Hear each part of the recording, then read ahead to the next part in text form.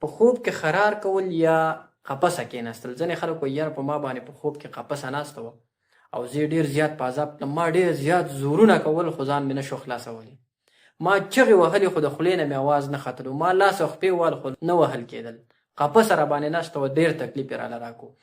دا څه مسله کېږي؟ دا قفسه په انسان ولې کینی او دا خرار بیا انسان ولې کوي؟ یقینا دا قفسه کېناستل په خوب کې دا انسان له ډېر زیات زور ورکوي. خو دا اصل کې څه وجه؟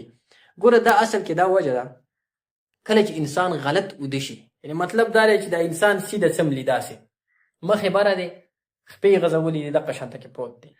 نو کله چې دا انسان اوده شي د ده د باډي دا مسلز چې دي که نه دا ریلیکس شي، دا هم اوده شي.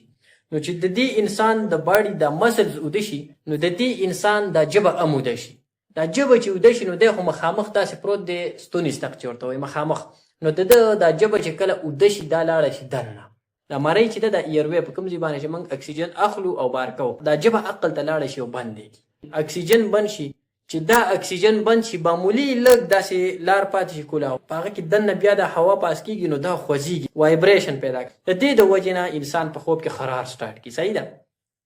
نو خرار خو د دې د وجې نه سټارټ کېږي. اوس ګوره دا ایرپیسج وی بند شو، ډېر په مشکله سره د اکسیجن دننه ځي. نو چې اکسیجن کم دننه ځي نو د انسان د ټول وجود ته اکسیجن کم شي، دماغو ته هم اکسیجن کم شي. نو چې دماغو ته اکسیجن کم شي بیا انسان ته خو د اکسیجن ضرورت دی. نو بیا انسان عجیبه عجیبه خوب لیدل شروع کړي، انسان د یری خوبونه ویني، داسې خوبونه یې ویني و یاره بوډۍ ښځه مې په دې ځای باندې ناسته وه، د مرۍ نه کلک نیولې وم او نه یې پرېښوستلم، یعنې مطلب قفسه را باندې ناسته وه. د انسان دا ژبه دا وجود دا ټول پارشل پیرالایز شي، مطلب داسې شي دا وجود لکه انسان چې پالج وایي.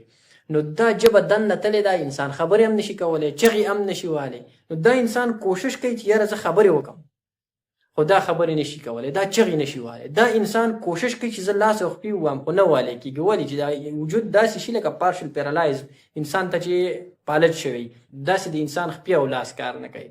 نو دا انسان د یری خوبونه ویني، ته وایي قفسه را باندې ناسته وه، ما چغې والې خو چا نه اورېدلې، د خولې نه مې اواز نه راختلو، خپې او لاس مو ډېر زیات تکلیف په انسان باندې تېر شي. نو دا قفسه کېناستل اصل کې د څه د وجې نه؟